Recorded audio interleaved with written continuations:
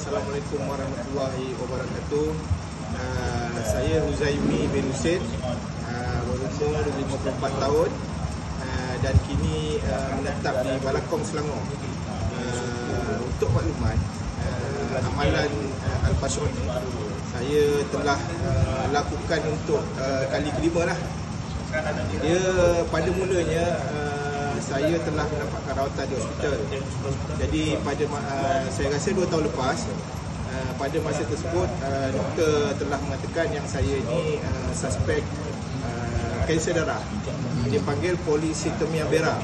Polycythemia vera ni adalah salah satu daripada jenis kanser darah.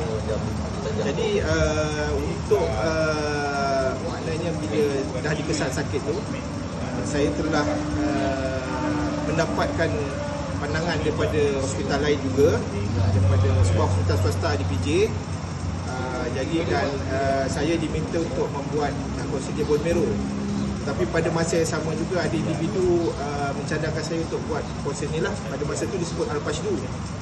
So saya telah datang untuk menjalani proses Al-Fashdu ni. Pada peringkat awalnya saya lakukan selang 2 minggu sekali, selama 3 kali, dan kemudiannya saya buat sebulan sekali. Jadi selepas daripada itu, bila saya menjalani prosedur bone marrow di hospital swasta ni, dan keputusannya mengatakan yang dia bukanlah 100% kanser darah, dia hanya similar kepada kanser darah yang disebut polycythemia vera ni.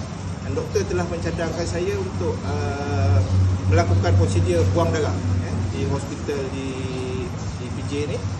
Dan dia buang darah tu, dia tengok pada masa pemeriksaan saya tu, sekiranya keadaan darah saya tu perlu dibuang, dia akan buang. Kalau tak, mungkin tak perlulah.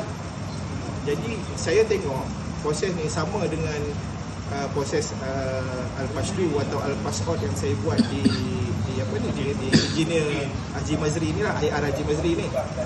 Cuma dia mungkin sebutan dia lain, tapi kaedah dia sama.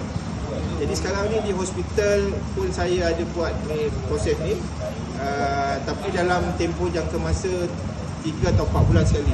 Jadi in between tu saya masih lagi meneruskan untuk sesi amalan Al-Fashdu ni lah.